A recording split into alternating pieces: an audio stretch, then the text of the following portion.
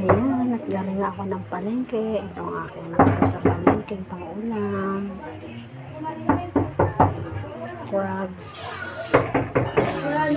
Then, lalagyan ko ng kalabasa at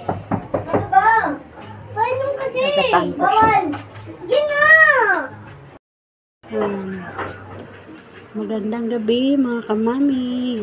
For today's vlog, ito ang aking lulutuing ulam ngayong gabi. Galing ako ng palengke, so namili ako. Ayan, crabs, malalaki siya.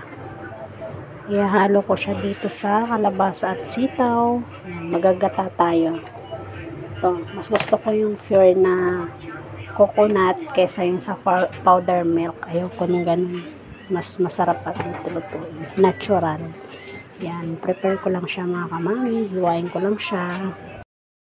Ayan, lagyan na natin yung gulay. Pakuluin lang natin yan. Lagyan natin ng paminta.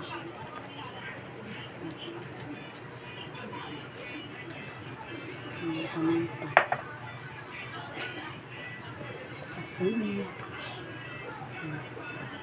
Yan, pakuluin natin. Takpan. Tayo ng mga 20 minutes. Ayan, at luto na ang ating ginataang crabs, kalabasa at sitaw. Healthy na ulam yan para sa ating mga junakis. Mura lang yan.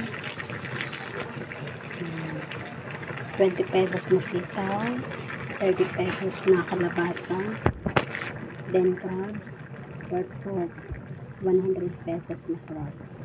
Ayan na, meron tayong ulam. Happy cooking, mga kamami. Ayan, kain po tayo. Ayan, at galing ako ng palengke. Ito ang aking nakita sa palengke, pang-ulam. Crabs. Then, lalagyan ko ng kalabasa at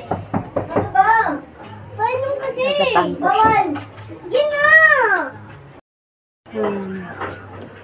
Magandang gabi mga kamami. For today's vlog, ito ang aking lulutuing ulam ngayong gabi. Galing ako ng palengke, so namili ako. Ayan, crabs, malalaki siya. Ihalo ko siya dito sa kalabasa at sitaw. Ayan, magagata tayo. Ito, mas gusto ko yung pure na coconut kesa yung sa powder milk. Ayoko nung ganun. Mas masarap at lutuin. Natural. Yan, prepare ko lang siya mga kamami. Hiwain ko lang siya. Ayan, lagyan na natin yung gulay. Pakuluin lang natin yan. Lagyan natin ng paminta.